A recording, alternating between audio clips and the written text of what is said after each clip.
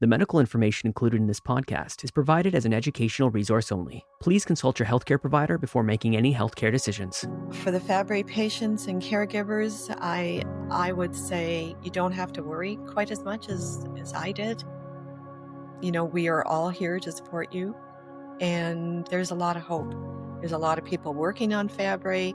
We got this. We're going to accomplish a cure for Fabry. I feel it. We are there for you.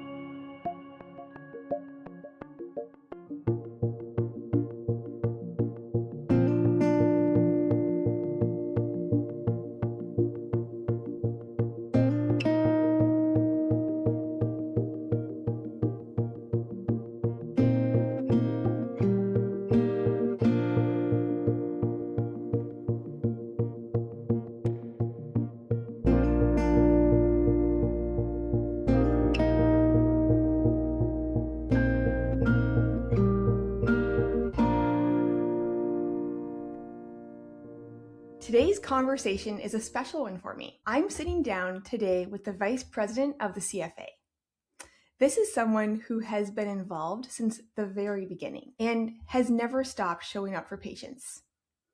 She is someone I have always seen as strong, grounded, and sometimes relentless. She is a fighter in every sense of the word. Not just in what she's done publicly for Fabry and the community, but in the way she's lived her life every single day. Her story is one of love, resilience, loss, and courage. This person is my mom, Donna Strauss. Welcome to the podcast. Thank you for having me, Julia. Happy to do this. Okay, so today, Mom, we're talking about your journey and what it looked like to walk alongside Dad and, through Fabry, and what it meant to carry the role as a wife and mother and a caregiver, and how all these experiences have shaped your life and the person that you are today. So let's start with the early life, before Fabry had a name. Can you just take us back to when you first met Dad? You were 12 years old, right? I was 12 years old. And then when you look back, that's 58 years ago that I met your dad. Wow. And yeah, I met him. I was very young. And when I was in grade 8, I remember my grade 8 teacher telling me, you should not have a boy with a car picking you up at school. You're too young. However, your dad was pretty persistent. And he said, when he met me, he said, I'm going to marry that girl. Yeah, he was kind of awkward guy. He was kind of a geek. I wasn't really interested. But he was pretty persistent, and long story short, we stayed together. When did you realize something wasn't quite right? When did some of those symptoms show up? Well, when things got serious between us, he actually invited me on our very first date. And, I was kind of excited about all that. And that day, about a half an hour before he was supposed to come and get me, he phoned and said he was sick. And those events kept happening throughout our dating life. He was sick quite often. And I was like, what the heck's going on with this guy? Yeah. He didn't know. However, we did know that his mother passed away when she was quite young, but he didn't know what was going on with him. And it wasn't until I ended up getting a job at our local hospital, and I was talking to my family physician about my boyfriend. And I said he gets sick all the time with his pain. And he also has these red spots like on his stomach area by his belly button. And my family doctor was extremely interested in what John was going through. And he said, I'm going through for a dermatologist. I would like to see your boyfriend if you would bring him in. And I did. And he right away said, I think this is something I just learned about. It's called Fabry disease. And he decided to do a referral and send us to London, Ontario to get an actual diagnosis. And that's when he was diagnosed. Okay. And I can't remember, was it at that time where you guys were able to kind of piece that together, that was what Grandma Strauss passed away from as well, or? It wasn't then. It was once we went to London and we met with the doctor in London. He did the family history thing. Mm-hmm. That's when he told us that this is likely what your mother passed away of. And She died in the early 60s. She went into kidney failure. She was 42 years old, leaving behind 5 children. She died of kidney failure because there was no dialysis back in the early 60s. Yeah. So that's how we put together that diagnosis. Of course, when you get the diagnosis, you're like, what does this mean? But we carried on throughout our relationship, and we ended up getting married. I got married when I was 18. I turned 19 on my honeymoon. We had many, many years of John getting sick, emergency room visits, mostly for pain.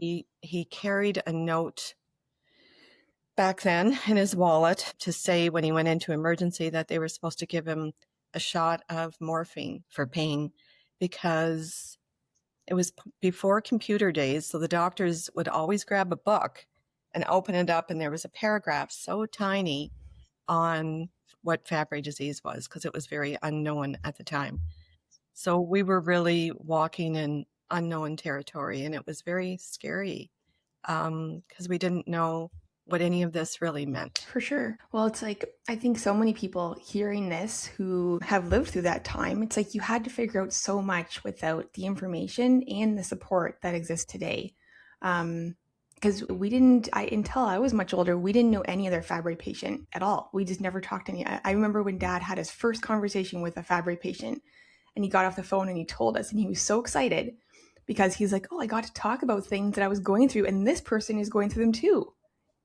Right. Yeah. Right. So that support through meeting other people means so much. And it meant a lot to me too, because I also got to meet there was 3 couples that one of the doctors, once he was diagnosed, we were sent to a Toronto clinic to meet with Dr. Joe Clark, who was absolutely wonderful. And he was very concerned about not just John, but me as well.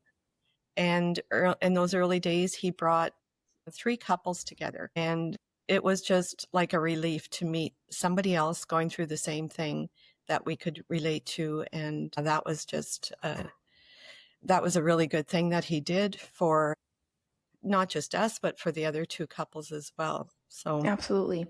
Well, it's always important to make sure that, I think that even at the meetings that we have today, is to include the caregiver and the family in everything, because you are living that life too. You may not be having the symptoms, but you're watching the symptoms, and I think that growing up, I think that we saw Dad, just kind of, as a family, we just had to adapt. I don't think it was a big deal at the time, just because we didn't make it a big deal, but it was like we were on a family trip, and, you and I both love shopping, and we would just have to adapt. Dad, I remember looking, I can see him today sitting on the bench at the mall. I mean, maybe he was just taking the way out too, because a lot of men do that. But I remember him just being tired, and we have a picture of him washing the dishes, and he fell asleep on the couch. I think it's just that we just adapted as a family, or if we had to go home early, or if we had to stop what we wanted to do to, do something different. We just did it. And I think that, it was okay. We just did it. We made it work, and we carried on, but we did it, and you were really good at just, and you still are today, is just, just adapting. You're just pivoting, and it takes a lot out of you. I think you handle that really well, and you just kind of go with the flow, and you just say, okay, we're doing this now, and that's just what we're doing. We're going to have a good time doing it.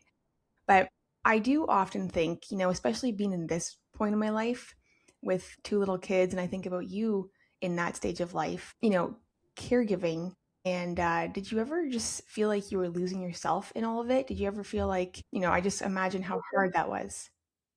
I think after his diagnosis, and then after figuring out what was going on in our lives and trying to put some type of being normal through all of that. I mean, Dad was young. We were young, and we had a son. Lee was 3 years old, and John went into kidney failure. He needed dialysis for 14 months, and that was a really difficult time. I don't know why, but I always remembered this great big truck backing into our driveway, and there must have been 25 boxes of supplies that came out, because he had to do peritoneal dialysis at home 4 times a day, and he was in his 30s. And so all this equipment was coming into the house, and like IV poles and IV bags, and you have to make room for all that. You've got this little kid at home. You're just trying to work full time. And he felt awful. I know he did. But we got through all that. I don't know how I got through all that. I really asked myself where I ever found the energy, but I did. And he went through dialysis. And for 14 months, he did that. And then he was able to have a kidney transplant that was donated to him by his brother, who was actually a pilot with Air Canada. So he had to go through quite a bit to donate his kidney, but John did get a kidney transplant. And actually, after his transplant, he did extremely well. And then along came Julia. So you were born. And I know at that time, you and Dad were told not to have any more children. We were. And they actually said, you're pregnant. If it's a female, you should have an amniocentesis. And if it's a girl, you need to have an abortion. And I would have no part of that. And so we carried on. We had a beautiful baby girl. Look at her. Yeah. After John's transplant, he was doing extremely well. He owned a business. He was successful in life. And we went on. I don't think you really remember a lot besides Dad being tired and fatigued, a lot of appointments and that sort of thing. So but he was doing really well post-transplant, and we built a new home. Life was good for us. We were happy. We started to be able to travel, which was something we were never able to do because in the early days, when you are looking after someone, you feel it's normal, I think, to feel some type of resentment because all your friends are traveling, going places and doing things, and you can't because he couldn't get through that. He couldn't get through a weekend of traveling, or let alone a week. Yeah. So, yeah. Okay, so then we fast forward through lots of years, and we're doing good. We're having fun as a family. I know Dad had a TIA when I was in grade 8. But you and Dad watched a movie, and it was called Lorenzo's Oil.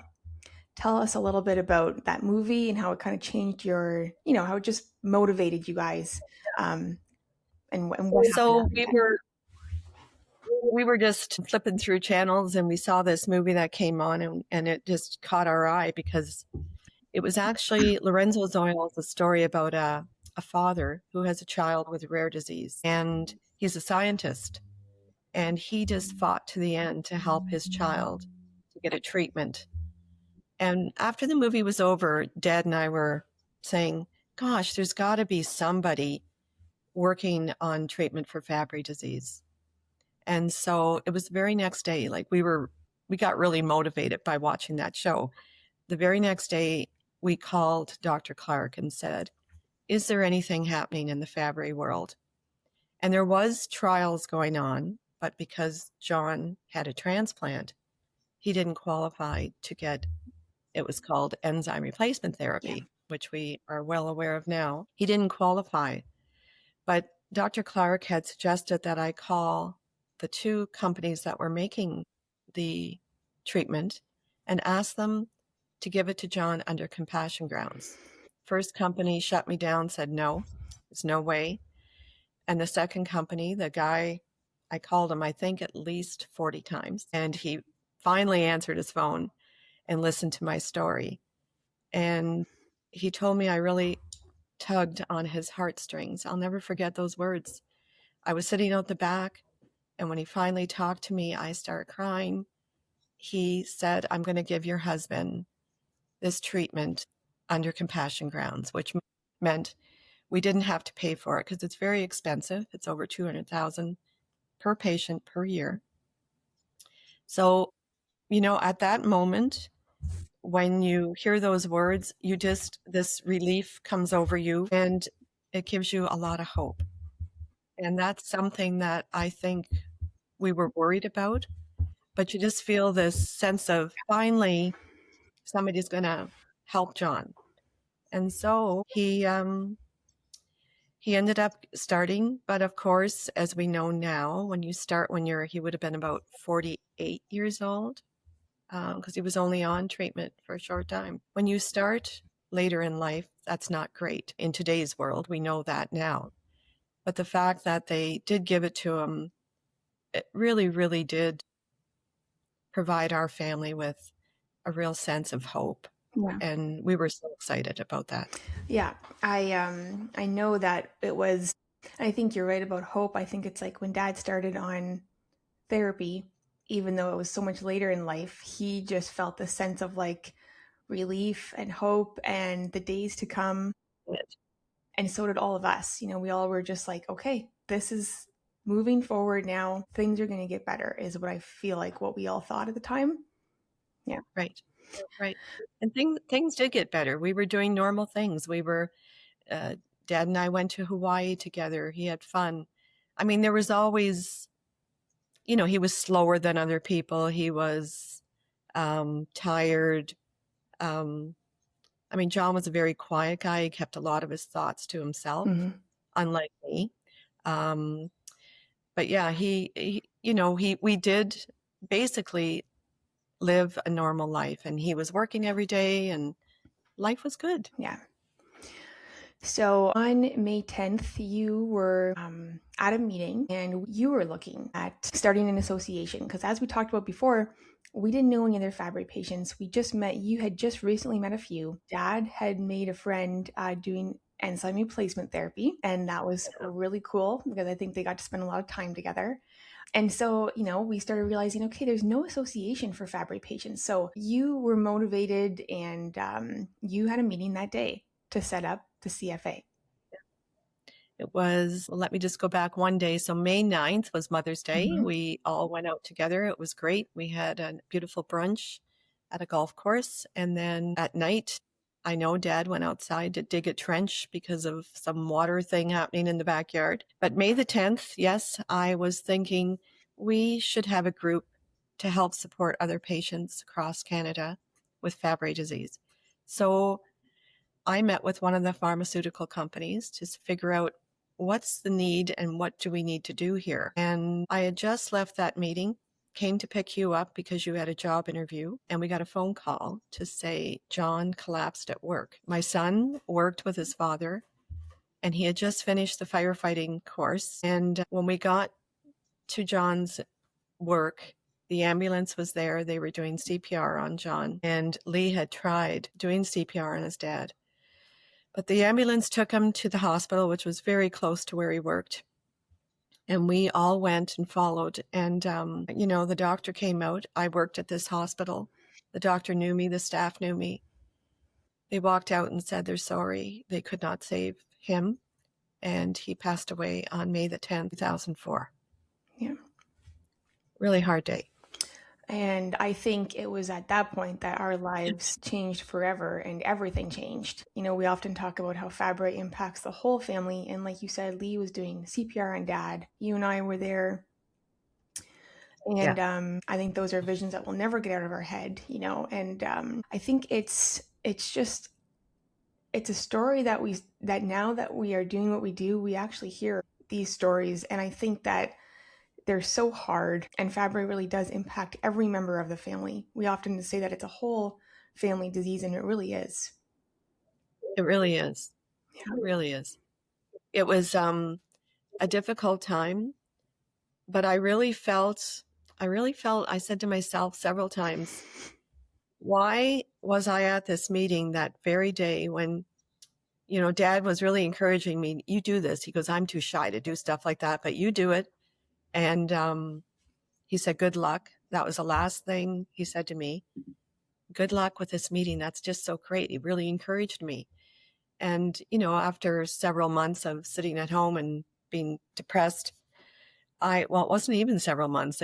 He died in May, and in June, I was already speaking to patients to say we need to do something. And that started, I did step down, somebody else took over, but it did start up the Canadian Fabry Association at that time, which, it's really grown since then, obviously. And now that you're the executive director, I do believe families come together when something like this tragic happens in their lives, that they either want to be quiet about it or they want to give back.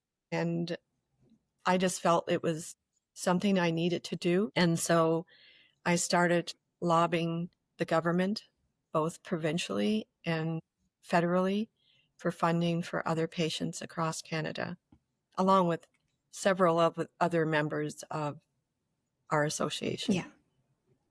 Yeah. So when you speak to patients and families and they are going through a time similar to what we went through, what do you find yourself saying to them most often?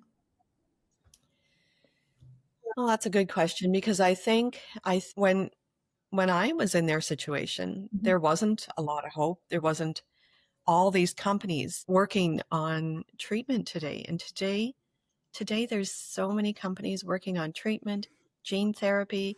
There's so much positive to it today compared to years ago. So I think the one thing that I can give them is some reassurance and some hope that, you know, you don't have to worry as much as what we had to worry about. So I think that's my message to them. Yeah. Yeah, I like that. I'm thinking for someone listening who's just there right now, who's just like finds this podcast and they're listening to it and they're like, okay, like what Donna said really helped me. And I'm thinking, as a little girl watching you, I didn't know at the time because you don't when you're a little girl, but you always just felt so steady and strong.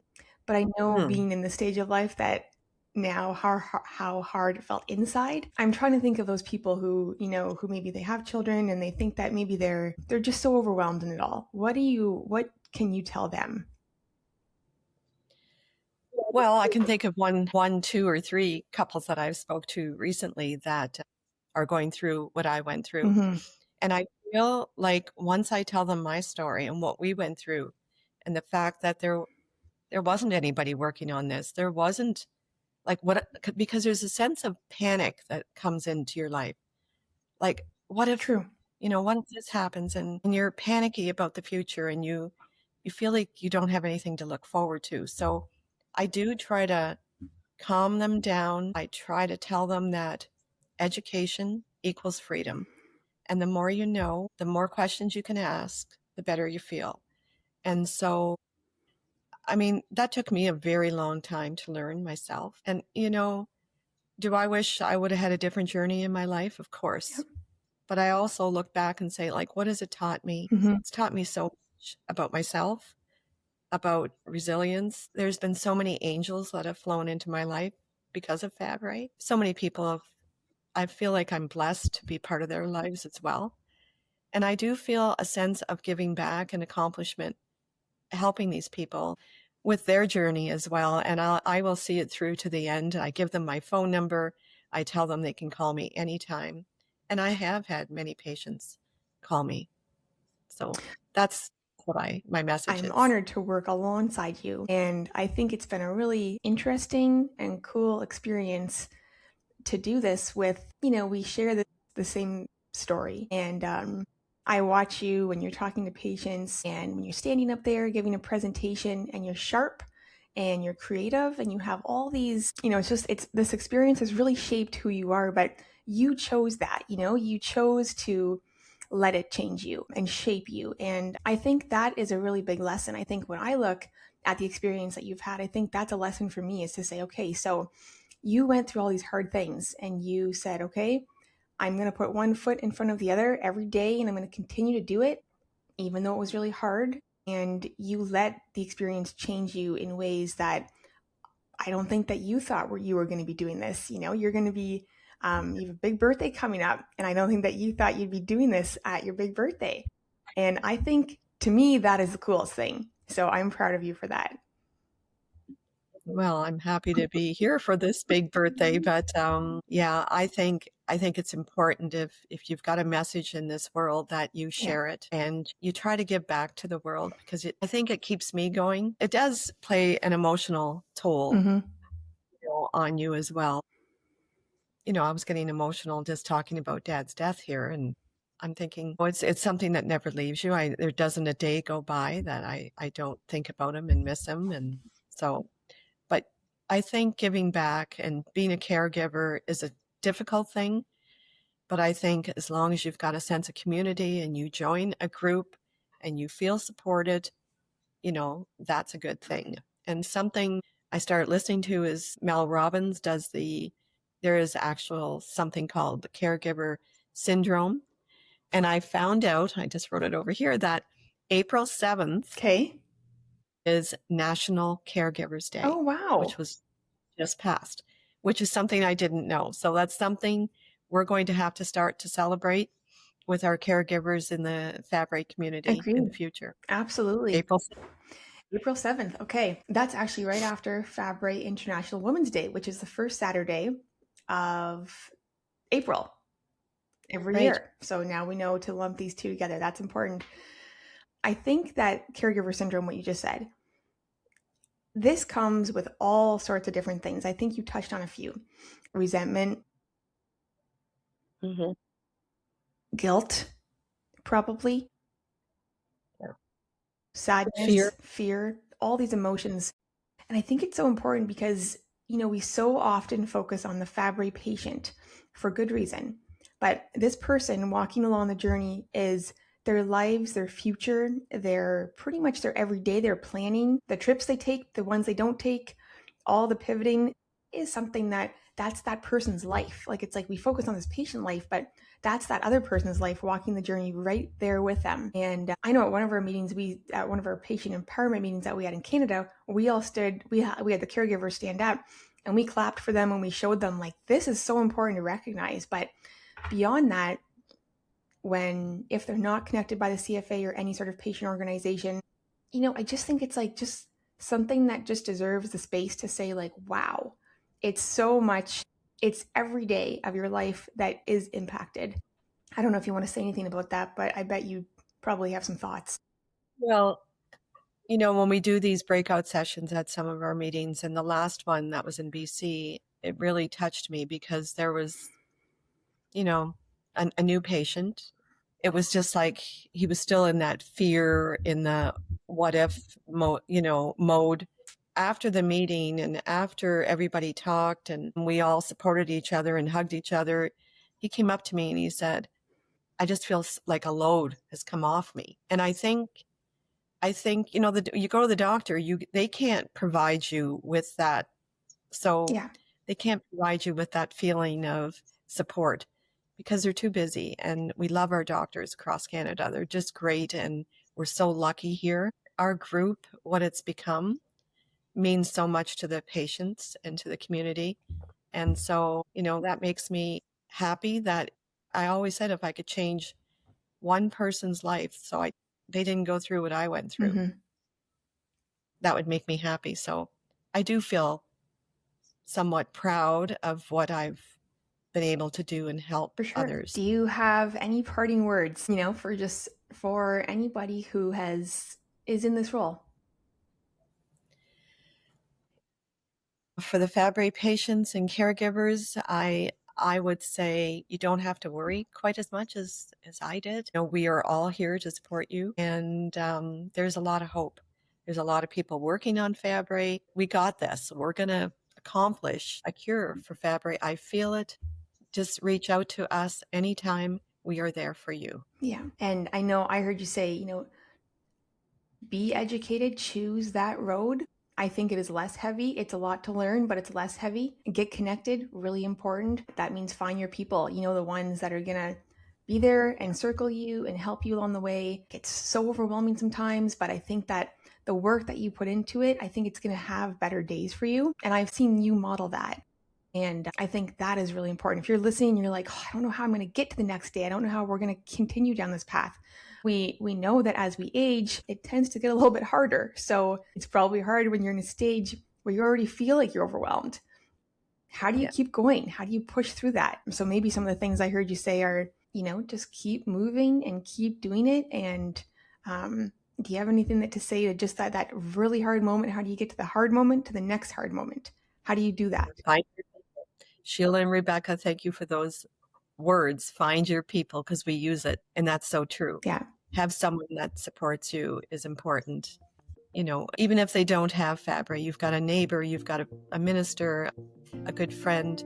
they'll support you because they care about you, and it's important to talk. Yeah, absolutely. Well, thank you for shaping how I understand strength. And I am so proud of you, Mom. I hope everyone listening that this is a reminder that even through your hardest moments, there is a way forward.